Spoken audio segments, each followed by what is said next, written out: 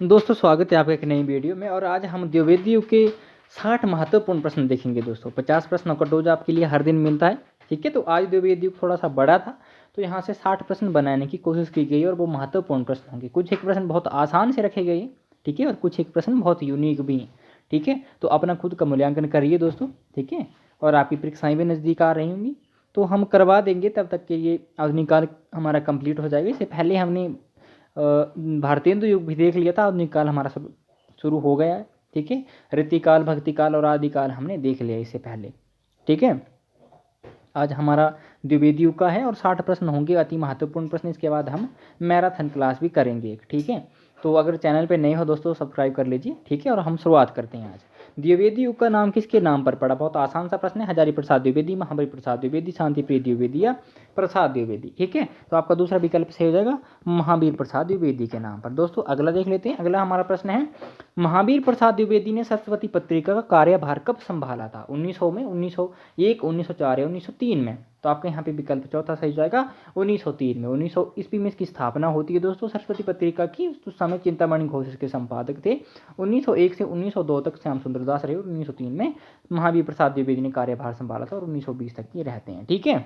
चलिए अगला देख लेते हैं। अगला हमारा प्रश्न है, भारत भारती, ठीक है, भारत भारती के रचयिता हैं माखनलाल चतुर्वेदी, मैथिली शरण गुप्त, गोपाल शरण सिंह या बालकृष्ण शर्मा नवीन? यहाँ पे आपका विकल्प दूसरा सही हो जाएगा, मैथिली शरण गुप्त दोस्तों, ठीक है। चलिए अगला देख लेते हैं। अगला हमारा प्रश्न है, इसमें से, ठीक है, इनमें से कौन सी रचना मैथिली शरण गुप्त की नहीं है? एक रचना ऐसी है जो मैथिली शरण गुप्त की नहीं है, वो आपको बतानी है। जयद्रथ बद्ध, साकेत, हिमतरंगिणी या यशोधरा, ठीक है। तो यहाँ पे आपका विकल्प तीसरा सही हो जाएगा, हिमतरंगिणी, ठीक है। हिमतरंगिणी जो रचना है ये माखनलाल चतुर्वेदी की, और ये हिंदी की पहली रचना भी जिसको हम कह सकते हैं, जिसको साहित्य अकादमी पुरस्कार मिला था, ठीक है।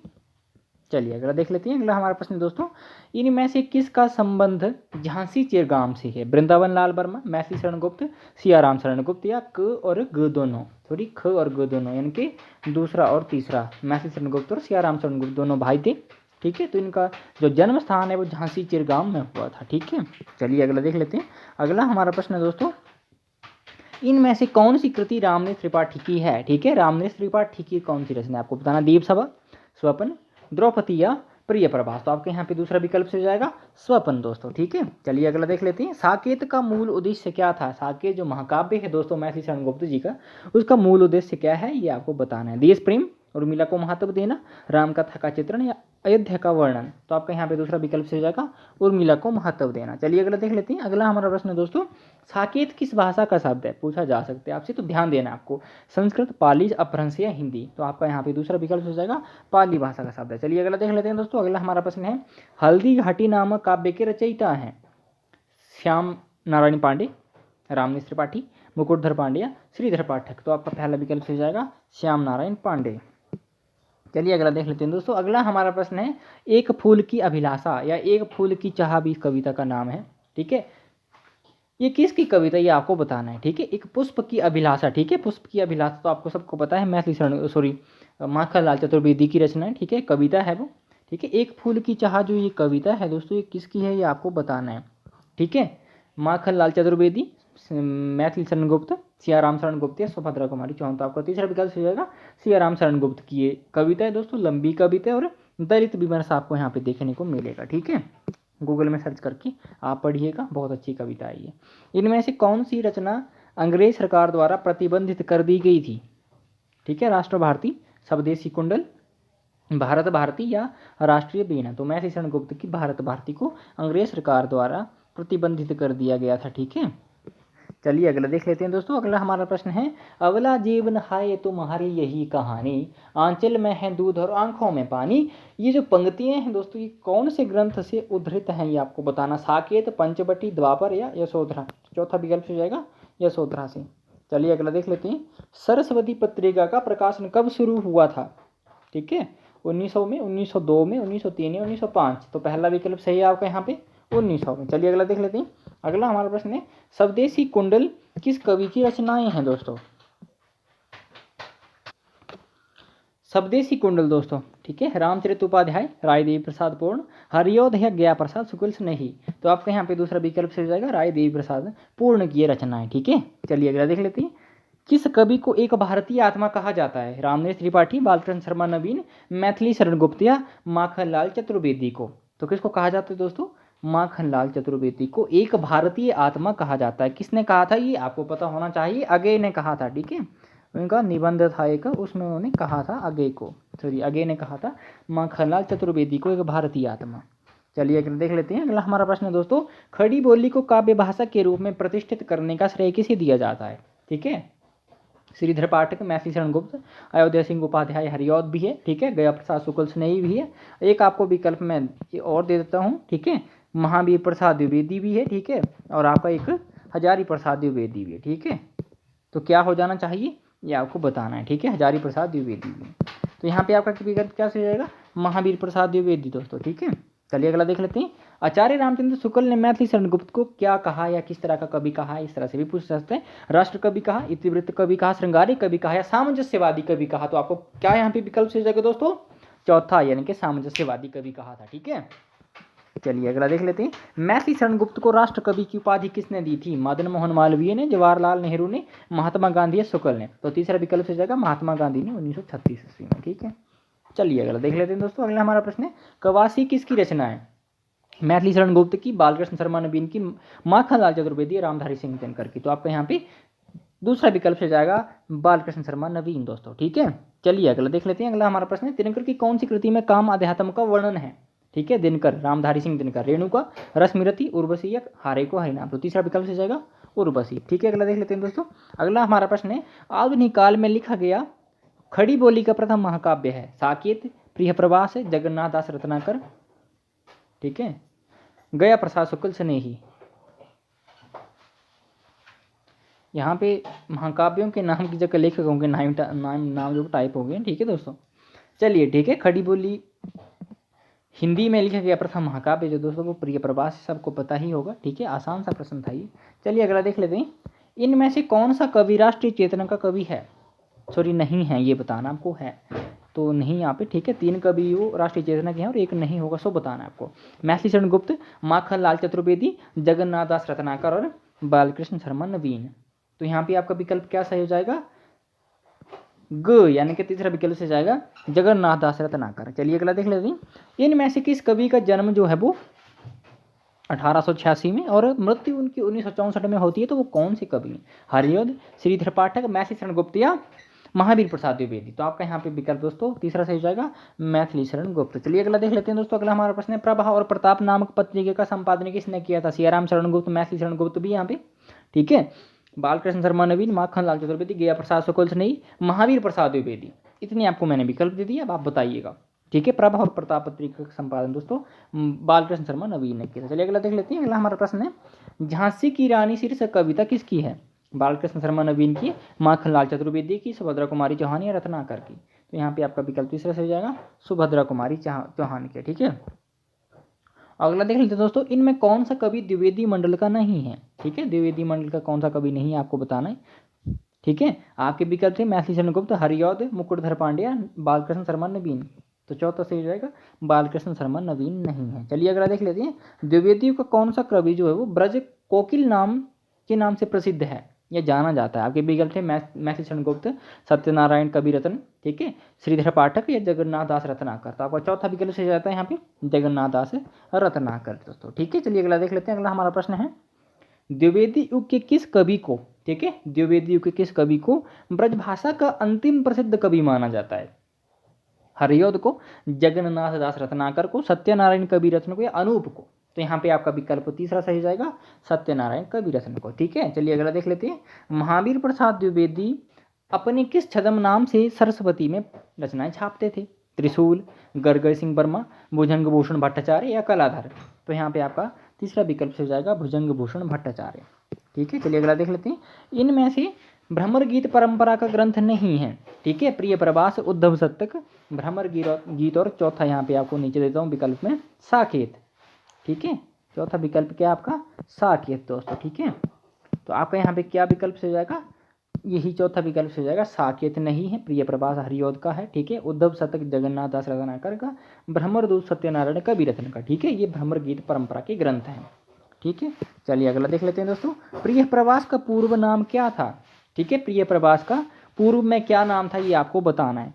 प्रिय मिलन था, ब्रजांगना विलाप था, प्रिय प्रवास ही था या जय भारत था।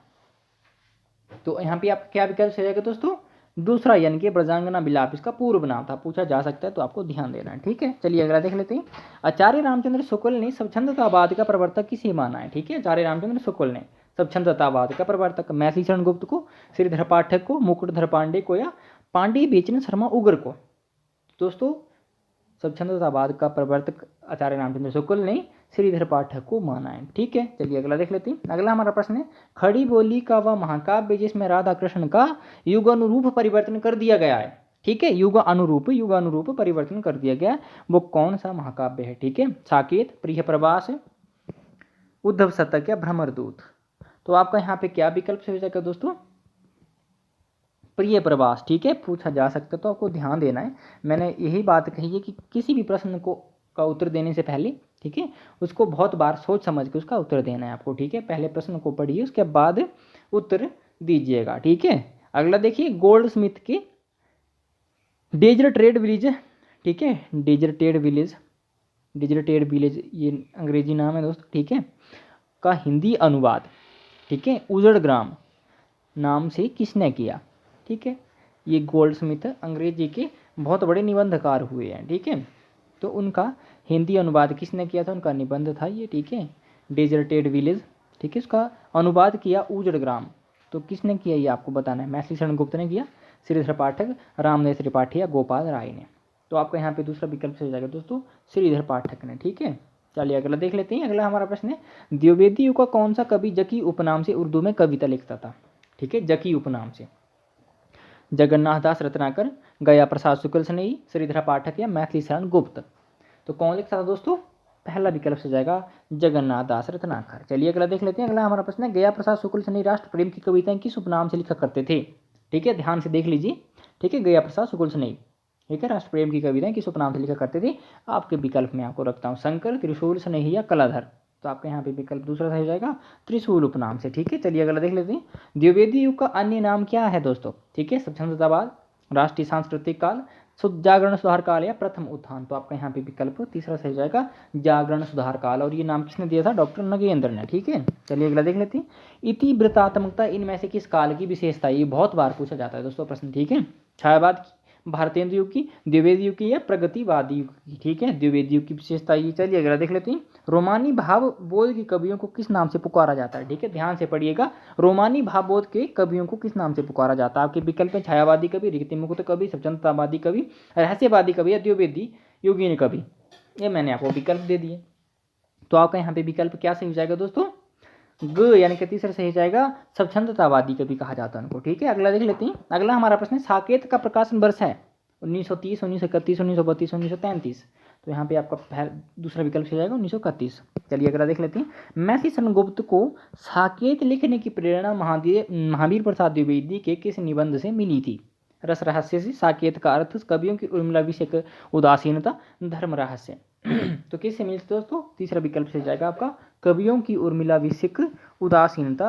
1908 में ये महावीर प्रसाद द्विवेदी का निबंध प्रकाशित हुआ था, और उन्होंने अपने छदम नाम से लिखा था, ये भुजंग भूषण भट्टाचार्य के नाम से। ठीक है, चलिए अगला देख लेते हैं। अगला हमारा प्रश्न है, बेकन के निबंधों का वेकन विचार रत्नावली नाम से अनुवाद किसने किया। ठीक है, बेकन निबंधकार हुए पाश्चात्य, ठीक है, पाश्चात्य साहित्य के, और उनका निबंध का अनुवाद किया है हिंदी में। ठीक है, बेकन विचार रत्नावली, तो किसने किया आपको बताना है। आचार्य प्रसाद द्विवेदी ने किया, महावीर प्रसाद द्विवेदी ने किया, उसके बाद रामचंद्र शुक्ल और मैथिली शरण गुप्त भी है। तो आपका यहाँ पे विकल्प क्या सही जाएगा दोस्तों, यहाँ पे आपका विकल्प तीसरा सही जाएगा, महावीर प्रसाद द्विवेदी ने किया है। ठीक है, चलिए अगला देख लेते हैं दोस्तों। अगला हमारा प्रश्न है, इनमें से महावीर प्रसाद द्विवेदी की रचना नहीं है, तो कौन सी रचना जो महावीर प्रसाद द्विवेदी की नहीं है। आपके विकल्प है न्यास चरित्र, ठीक है, न्यास चरित्र चर्चा, हिंदी कालिदास की आलोचना, बैतालिक, संपत्ति शास्त्र।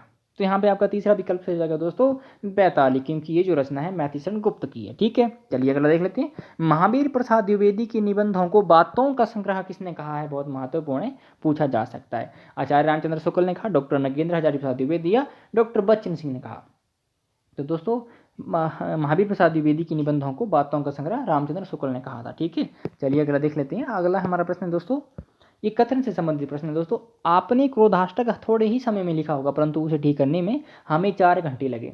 मैथिली शरण गुप्त के लिए किसने कहा था ये, ठीक है, मैथिली शरण गुप्त के लिए किसने कहा। आपके विकल्प हैं रामचंद्र शुक्ल, हजारी प्रसाद द्विवेदी, महावीर प्रसाद द्विवेदी, रामकुमार वर्मा। तो आपका यहाँ पे विकल्प तीसरा सही हो जाएगा महावीर प्रसाद द्विवेदी, ठीक है। मैथिली शरण गुप्त इनको अपना गुरु मानते थे, ठीक है, साहित्य गुरु मानते, ठीक है। और मैथिली शरण गुप्त को अपना साहित्य गुरु कौन मानता था, अज्ञेय जी मानते थे। प्रश्न पूछा जा सकता है आपसे, ठीक है, तो आपको ध्यान देना है, ठीक है। एक पंक्तियां हैं उनको समर्पित साकेत में मिलती है दोस्तों, साकेत महाकाव्य में, करते तुलसीदास भी कैसे मानस नाद, यदि महावीर को उन्हें मिलता नहीं प्रसाद, ठीक है। इस तरह की पंक्तियां हैं और वो किन के प्रति उन्होंने प्रकट की है, मैथिली शरण गुप्त ने महावीर प्रसाद द्विवेदी के प्रति, ठीक है। तो ये भी ध्यान देना है आपको। चलिए अगला देख लेते हैं। अगला हमारा प्रश्न है दोस्तों, इनमें से मैथिली शरण गुप्त की रचनाएं हैं, कौन सी रचनाएं मैथिली शरण गुप्त की है, आपको बताना है। रंग में भंग, जयद्रथ वध, किसान, पंचवटी, बक्सहारिया, इनमें सभी हैं। तो आपका यहाँ पे विकल्प क्या सही हो जाएगा दोस्तों, यहाँ पे आपका अंतिम विकल्प से जाएगा, इनमें सभी रचनाएं जो है वो मैथिली शरण गुप्त की हैं। चलिए अगला देख लेते हैं। इनमें से मैथिली शरण गुप्त की सिख परंपरा या सिख धर्म से संबंधित रचनाएं, बिकट भट्ट, गुरुकुल, कावाया, मंगल घाट, ठीक है। तो सिख धर्म से संबंधित रचना उनकी गुरुकुल है दोस्तों, ठीक है। चलिए अगला देख लेते हैं दोस्तों। अगला हमारा प्रश्न है, इनमें से मैथिली शरण के गुप्त, ठीक है, मैथिली शरण गुप्त के नाटक या रूपक हैं, कौन से हैं नाटक या रूपक, अनग, तिलोत्तमा, चंद्रहास, कृष्णार्जुन युद्ध। सॉरी यहाँ पे नहीं होगा, 3 इनके हैं और 1 नहीं है, तो आपको बताना है कि कौन सा नहीं है। तो यहाँ पे आपका चौथा विकल्प हो जाएगा कृष्णार्जुन युद्ध, क्योंकि ये जो रूपक या नाटक है ये माखनलाल चतुर्वेदी का है, ठीक है। चलिए अगला देख लेते हैं। अगला हमारा प्रश्न है, मैथिली शरण गुप्त की पहली कविता है गुणवंत हेमंत, ठीक है। उसके बाद है दोस्तों आपका हेमंत, रंग में भंग, उसके बाद अनघ, ठीक है। तो आपका यहाँ पे क्या विकल्प से जाएगा, यहाँ पे दूसरा विकल्प से जाएगा हेमंत, ठीक है। 1905 में सरस्वती पत्रिका में प्रकाशित हुई थी, ठीक है। गुणवंत हेमंत जो ये कविता है दोस्तों, पहली कविता श्रीधर पाठक की मानी जाती है, ठीक है। रंग में भंग 1909, ठीक है, ये मैथिली शरण गुप्त का पहला काव्य संग्रह है, ठीक है। अनग उनका रूपक या नाटक है, ठीक है। चलिए अगला देख लेते हैं। अगला हमारा प्रश्न दोस्तों, गुप्त ने, ठीक है, गुप्त यानी कि मैथिली शरण गुप्त ने माइकेल मधुसूदन दत्त की रचनाओं का हिंदी अनुवाद किस नाम से किया था, ठीक है, मधुसूदन दत्त। तो किस नाम से किया था ये आपको बताना, रसिकेंदु, मधुप, रसाया, कलाधर। तो आपका यहाँ पे विकल्प दूसरा सही जाएगा मधुप नाम से, ठीक है। चलिए अगला देख लेते हैं दोस्तों। अगला हमारा प्रश्न है, अखबार ए चुनार और कोहिनूर पत्रिका के संपादक कौन थे दोस्तों। ये जो दोनों पत्रिकाएं हैं ये उर्दू में प्रकाशित होती थी, ठीक है। आपके विकल्प थे बालकृष्ण शर्मा नवीन, बालकृष्ण भट्ट, बाल मुकुंद गुप्त या बाल शेर। तो आपका यहाँ पे विकल्प तीसरा सही जाएगा बाल मुकुंद गुप्त दोस्तों, ठीक है। चलिए अगला देख लेते हैं। अगला हमारा प्रश्न है, महावीर प्रसाद द्विवेदी और बाल मुकुंद गुप्त के बीच किस शब्द को लेकर बहस हुई थी, ठीक है। से शब्द को लेकर, अनस्थिरता, स्थिरता या स्थिति। तो यहाँ पे दूसरा विकल्प आपका सही जाएगा अनस्थिरता शब्द को लेकर, ठीक है। और एक अन्य विद्वान के साथ भी बाल मुकुंद गुप्त की इस तरह की बहस हुई थी से शब्द को लेकर, ठीक है। लज्जाराम है तो उनका नाम था, आपसे पूछा जा सकता है, तो उसके लिए भी ध्यान देना। अगला है हमारे दोस्तों, रामचरित चिंतामणि किसका काव्य है, ठीक है। रामचरित चिंतामणि आपके विकल्प है हरिऔध, रामचरित उपाध्याय, मैथिली शरण गुप्त या सिया राम शरण गुप्त। तो आपका यहाँ पे दूसरा विकल्प से जाएगा 1920 इसका प्रकाशन वर्ष है दोस्तों, रामचरित चिंतामणि, ठीक है। और ये राम काव्य से संबंधित रचनाएं, ठीक है। अगला देख लेते हैं। अगला हमारा प्रश्न दोस्तों, शंकर सरोज और गर्भरंडा रहस्य, ठीक है, किसकी रचनाएं हैं, ठीक है। आपके विकल्प थे गोपाल शरण सिंह, राय देवी प्रसाद पूर्ण, नाथूराम शर्मा शंकर, मैथिली शरण गुप्त। तो आपके यहाँ पे तीसरा विकल्प से जाएगा नाथूराम शर्मा शंकर। चलिए अगला देख लेते हैं दोस्तों। अगला हमारा प्रश्न है, इनमें से राय देवी प्रसाद पूर्ण की रचना नहीं है, वो आपको बताने की कौन सी रचना इनकी नहीं है राय देवी प्रसाद पूर्ण की। आपके विकल्प है धाराधर धावन, राम रावण विरोध, ठीक है, स्वदेशी कुंडलिया, अनुराग रतन। तो यहाँ पे आपका चौथा विकल्प से जाएगा दोस्तों अनुराग रतन, ठीक है। चलिए अगला देख लेते हैं दोस्तों। अगला हमारा प्रश्न है, काव्य विनोद और साहित्य वाचस्पति के, ठीक है, उपाधि किसको दी गई थी, ठीक है, या किसको मिली थी। आपके विकल्प यहाँ पे क्या सही जाएंगे, विकल्प मैं आपको देता हूँ दोस्तों, ठीक है। आपके विकल्प है लोचन प्रसाद पांडे, मैथिली शरण गुप्त, गया प्रसाद शुक्ल, स्नेहिया शंकर, ठीक है। तो यहाँ पे आपका विकल्प पहला सही जाएगा लोचन प्रसाद पांडे को, ठीक है, ये उपाधियाँ प्राप्त थी। अगला देख लेते हैं दोस्तों। अगला हमारा प्रश्न है, वीर सतसई किसकी रचना है, ठीक है, वीर सतसई किसकी रचना है। सत्यनारायण कविरत्न की, जगन्नाथ दास रत्नाकर की, मैथिली शरण गुप्त या वियोगी हरि की। तो यहाँ पे आपका क्या विकल्प सही जाएगा दोस्तों? चौथा विकल्प सही जाएगा, वियोगी हरि की ये रचना है। ठीक है दोस्तों, तो आज यहीं पे हमारे प्रश्न खत्म हो रहे हैं। ठीक है, द्विवेदी को हमने खत्म कर लिया।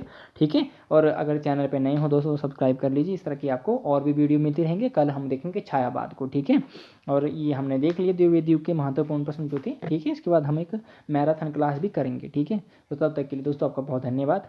ठीक है, मिलते हैं किसी और वीडियो में।